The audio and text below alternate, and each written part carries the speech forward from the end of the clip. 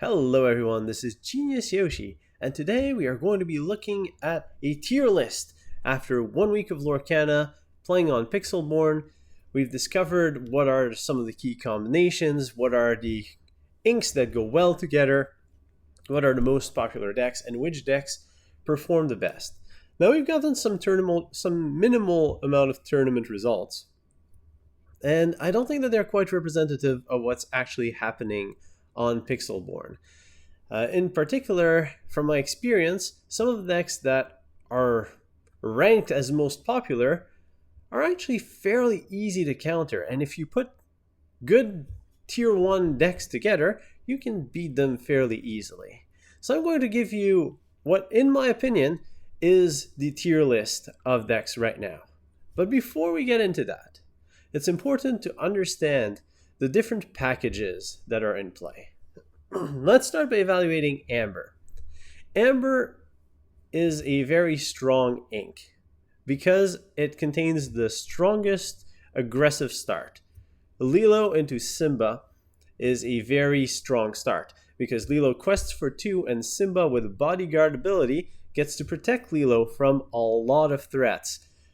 Pretty much anything that's not steel cannot deal effectively with a Lilo Simba start. Then further down the curve, we have access to Stitch Rockstar, and I'm sure you've seen the lists out there. Stitch Rockstar, once it gets going, it will win the game on its own. You just drop a bunch of early drops, and Stitch goes to town with them and just provides huge card advantage. And it's still a very solid card, it's inkable, and it goes well with the Lilo Simba that we have in the bottom of our curve. And then we have All-Star Rapunzel sitting in the middle, providing you card draw and healing. So Amber provides you this very strong base of aggressive start with some powerhouse characters to finish off the game in the late game. So it's a fairly strong color at doing that. If we look at Steel, Steel has everything.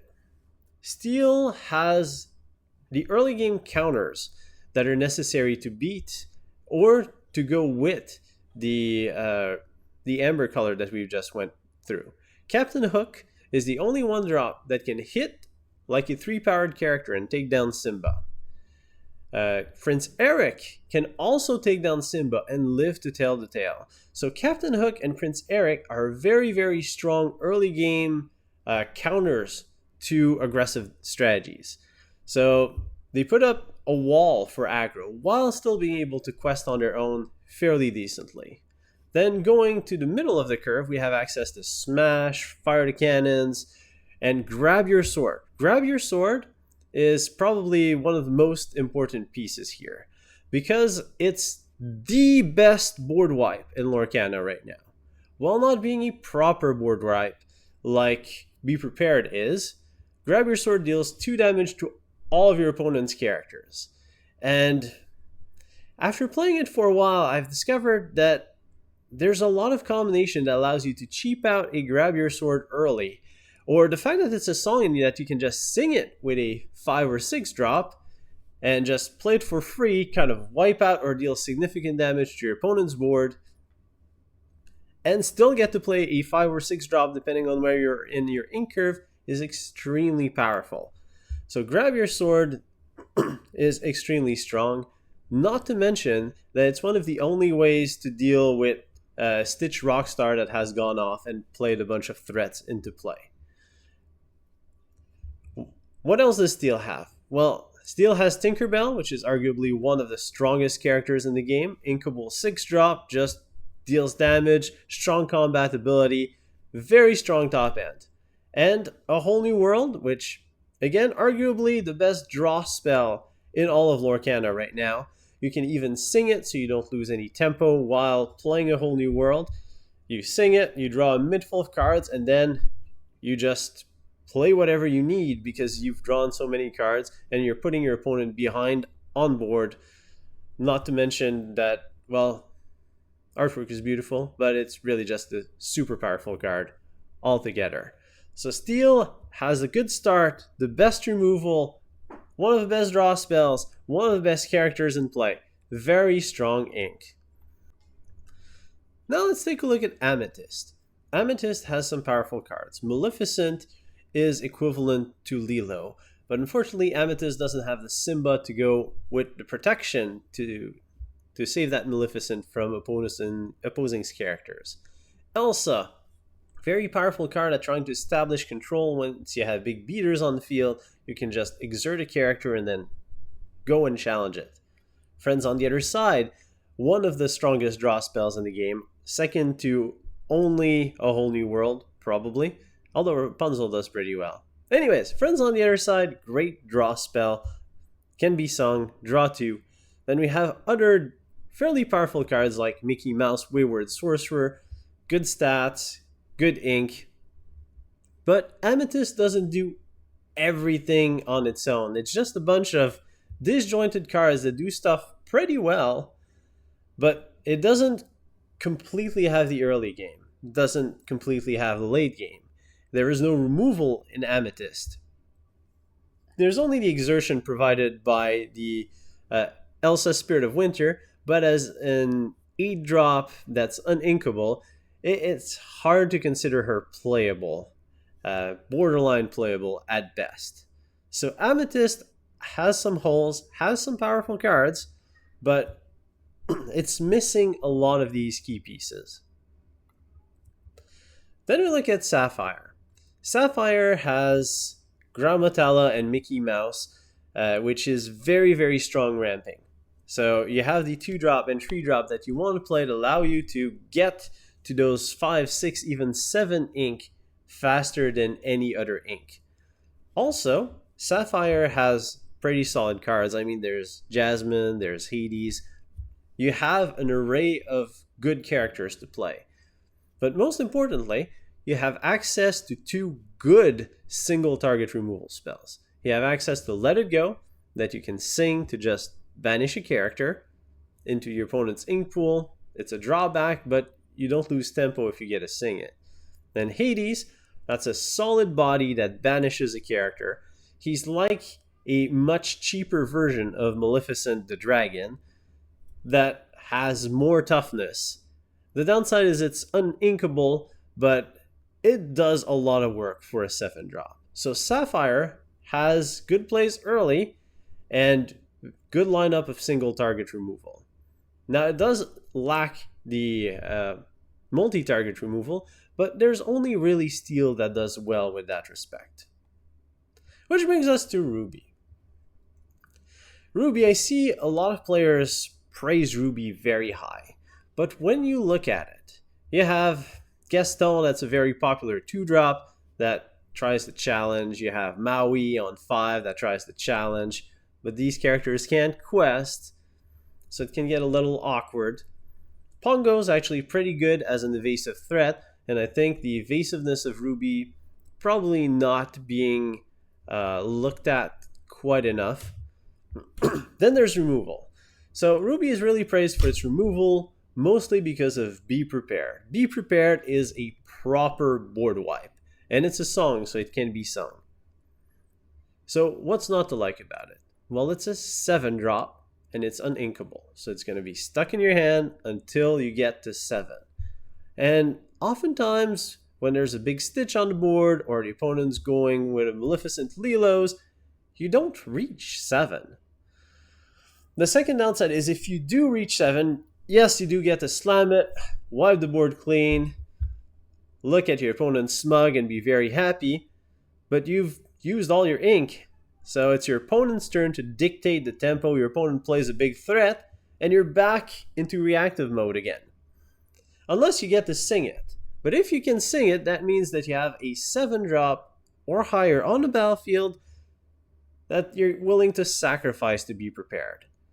And playing up to 7 is already hard enough. You don't really want to get rid of your big threats at that point. Dragonfire is a nice removal spell, but it's not inkable, which can lead to it being a little clunky. Let It Go is just better because it's inkable, and you get to sing it, providing you with much better tempo alternatives. And then there's Mickey Mouse, Brave Little Tailor, and Maleficent Monstrous Dragon, which are just plain too expensive. If you're getting to play 8 and 9 drops in a game against an aggro deck, then the aggro deck's just not playing properly. The aggro deck will take you down before you reach these threats. Ruby doesn't have enough of the strong answers for that early game. Maybe you can go with some kind of Ruby Steel and play the board wipes and the early game, but then you don't have the ramp or necessarily the card draw to reach with your top end cards. Then you run out of steam inking cards. Also, Mickey Mouse is really just a 5/5 evasive. Sure, questing for 4 is nice, but a pair of Lilos will do that for much cheaper, much faster. And Maleficent, wonderful card if you can get it in play, will dominate the game, but the game is going to be over before you reach that level of ink. So because of that, I think Ruby is quite overrated, because the cards you actually want to play just cost too much. And in a metagame where the decks are fine-tuned or more aggressive, it just doesn't have the time to do what it wants to do. Which brings us to Emerald. So Emerald has this very specific line of characters that are very powerful. You start with Flynn Rider, that 2-quester. Then you go with Cheshire Cat, 2-quester. If your opponent challenges those, they get a penalty. Discard a card, lose their character. Cusco, same thing, with Ward, very strong. You also have Tinkerbell, the evasive 4-drop, kind of like Pongo, except that Pongo is one of the highlights of Ruby's because Ruby doesn't have much other great stuff. And Tinkerbell is actually a better option in Emerald, and when you get to her, you're like, oh, well, I already have this super great lineup of aggressive cards that overshadow her. She's still pretty good, by the way, the Emerald Tinkerbell. An evasive 2-quester for 4 should not be slept on. But Cusco, super powerful. Then Genie on the Job, another one of the most powerful characters in the game. 3/4 evasive quests for 2. Big tempo swing, you get to bounce back something. So that is great. The problem I have with Emerald is that it's monodimensional. You want to play characters on turn into a very simple tempo line, and if you're ahead, you try to get more ahead and force the opponent to be responsive, but you have access to no removal outside of Genie, you don't have any ramp, you don't have any pressure if your opponent's ahead on the board, which puts Emerald in a bit of this odd situation. Also, you really want to play Cusco and Genie. They're some of the strongest cards in the ink, but they're both non-inkable, which makes it a little awkward. But overall, Emerald is still pretty strong as long as you can keep that linear path and keep on playing your threats and force your opponent to respond to it. And we finally reached the point where we can discuss a tier list. Since the decks are still in flux and there's personal preferences in cards, I've just grouped general deck ideas into the different spots. Note that the decks are interchangeable, so all the decks in tier 1 I consider a cut above the rest, all the decks in tier 2 I consider in the middle, and all the decks in tier 3 I consider aren't really that good in the current meta game. But any deck in tier 1 is comparable to the other ones. In terms of aggro decks in the tier 1, we have the Lilo into Stitch. Stitch Rockstar is a real deck. You have 2 flavors you can play. You can play with Amethyst, so you have access to the 1-drop Maleficent, and have this very strong curving out either Lilo or Maleficent into Simba, into lots of stuff, into Stitch, and then flood the board over and over again. Very strong deck. I do have a slight preference for the Steel version, where you use Stitch Rockstar as well as a Whole New World as 2 different ways to fill in your hand after you've emptied it out on the board. And honestly, this deck is in the tier 1 because you almost need a Grab Your Sword. If you do not have Grab Your Sword, you're going to be hard pressed to deal with the kind of pressure and consistency that aggro deck can dish out. If you want to see the deck in action, go check out my video about the Stitch combo deck, and you'll see what I mean. So I think that deck is the strongest aggro deck in the metagame right now. And it's just has high level of consistencies. It requires your opponent to have steel to answer it. And because of that, the only other decks in Tier 1 are also steel decks. In particular, the second deck I have there is a Sapphire-Amber Midrange. And why is Sapphire-Amber Midrange so good? Well, you have the aggressive start of Amber. You have the response of the steel stuff with Captain Hook and Prince Eric early on. You get to play Stitch Rockstar without committing to Stitch Rockstar. You also get to have access to Tinkerbell. You get to have access to Rapunzel. You get to have access to Hans. You get a whole new world. You get Grab Your Sword. All the top cards. You have the strongest start into the strongest late game with some of the best cards in the middle. It's just a wonderful list. Actually, I should do a video on that one. Build an actual competitive list with the goal of it being competitive. So I'll show that in a few days. Do subscribe to make sure you don't miss out on that one. And I'll stop the shameless plugs and keep moving with the tier list. The third spot in the tier list is Ramp Steel. Steel has these great AoE removal spells with Grab Your Sword and Tinkerbell. And Sapphire has access to some of the best single target removal spells with Hades and Let It Go. So combining Sapphire with Steel, you get some of the best removal in the game with access to Whole New World, with access to Tinkerbell, with access to Hades, some of the best finishers, and you get to reach those pretty fast using the ramp engine without having to worry too much about sacrificing your early game because you have access to Captain Hook as well as Prince Eric. So overall, just a smooth transition from good early game control ramp into some of the strongest late game options available. And that completes the tier 1. Just very solid decks that have almost no flaws. Moving to tier 2, we have the Sapphire Amethyst decks that essentially try to ramp into good cards like Stitch Rockstar. Now this deck is a little bit awkward. It does play a lot of good cards, but it has access to no mass removal, which means that it's prone to the it's prone to the Stitch combo decks, just going under it. You have the aggressive start from Amber if you want, but you don't have a good answer to an opponent having an aggressive start.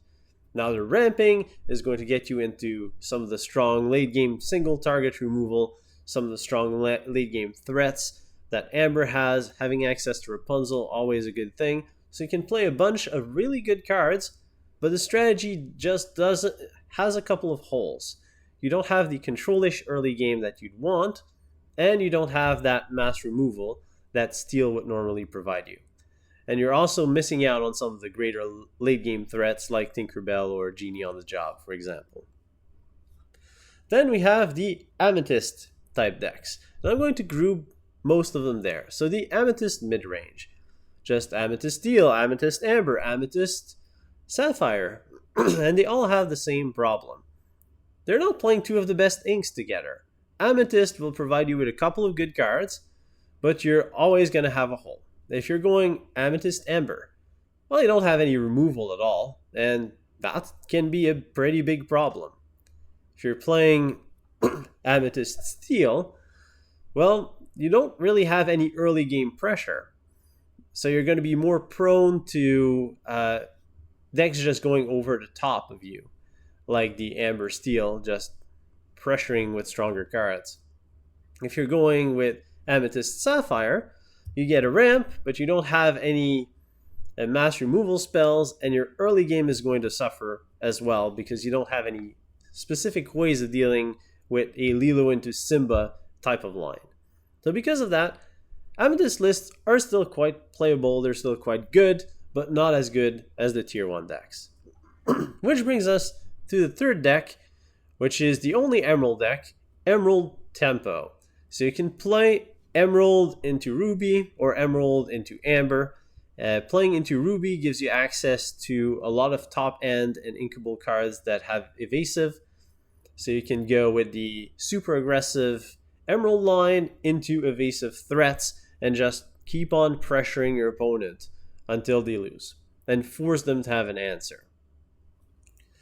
The problem is the deck's just not as fast as a Stitch Turbo Aggro deck, and since you're just playing a threat per turn, if the opponent can deal with these threats, well, you don't have a way of dealing with their threats because there is very little removal in these colors. And if you're playing the aggressive curve, you're not playing stuff like Be Prepared, maybe a handful of Dragonfires. But then again, if you're playing Dragonfires and you're trying to play Cusco and Genie, that's a lot of 5 and 6 non-inkable, which is bad for consistency. And if you're going Emerald into Amber, you have access to the Lilo into Simba, as well as going straight into the Emerald curve, which is pretty good, pretty aggressive, and probably my favorite one of the options there. But outside of Lilo into Simba, Amber doesn't give too much into the game plan. Rapunzel doesn't shine as well when you have a Cheshire Cat on the board, and Stitch Rockstar doesn't do as well when you have a Cheshire Cat on the board. But don't underestimate the Genie. Genie's pretty good. It just, again, with this color combination, you have no removal at all. Not even single target removal. So you need to be ahead and stay ahead for the deck to work. We then look at the Tier 3.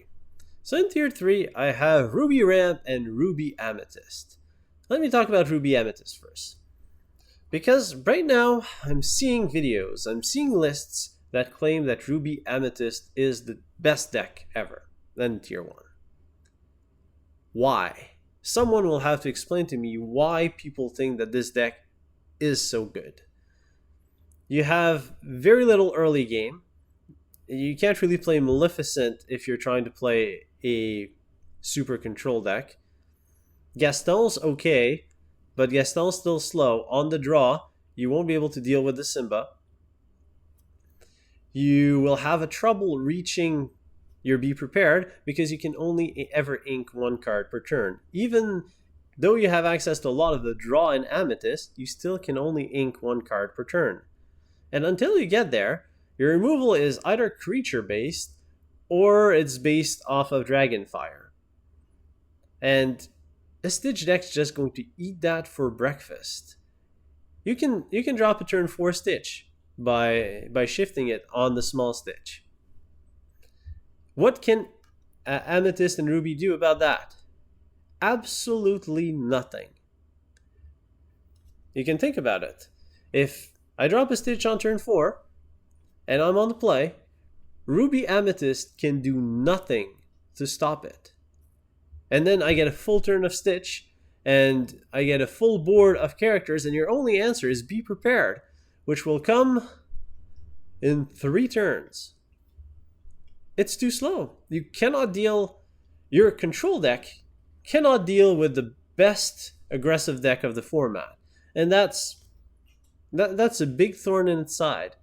Be Prepared against a deck like the Amethyst Steel. Well, Amethyst Steel is not going to run out of resources. It keeps on drawing cards, putting out big threats, starting out with the early game aggression. And Amethyst Ruby is just going to fall behind, try to come back, and won't be able to run out the opposing deck out of resources, and is just going to lose over time to just threats questing. Now if we look on the other side at the Sapphire Ruby Ramp, that deck has a bit more of a leg to stand on. You're trying to ramp into your bigger threats. You have access to the most single target removal spells as any other deck, as you're getting Dragonfire, you're getting access to Hades, Let It Go, Maleficent. It's all nice and pretty, but you have no area of effect removal spell, and you have very little early game pressure. If you're going for Grand Metalla into Mickey, your opponent can just go wide, and there's very little that you can do about it. And because of that, I am putting the Mickey Mouse and Maleficent in Tier 3. And that concludes my tier list after 1 week of Lorcana the First Chapter. let me know in the comments below where you agree, where you disagree, and what you'd like to see next. Do you want me to show you all of the tier 1s? Now, I do have a video out there about Stitch Combo that shows the Stitch Aggro deck in tier 1. I also have a video out there, the Bell Strange Butt Special, that gives you a pretty good idea of what I mean by the Sapphire-Steel deck that I have in tier 1. And in the next few days, I will be filming and showing off the other tier 1 deck, which I think is probably the strongest one of the lot, for the Amber Steel tier 1 deck. So do look forward to that. Subscribe to the channel to make sure you don't miss out. And I hope you've had a great time. And let me know what you think in the comments below. If you want to see more high-powered decks, if you want to see some weird combo decks or some specific card that you'd like to see, I have a request outstanding for Scar. I'm probably going to try and get to that in the next few weeks. So let me know what you want to see in terms of deck list. I hope you've had a great time, and I'll see you next time.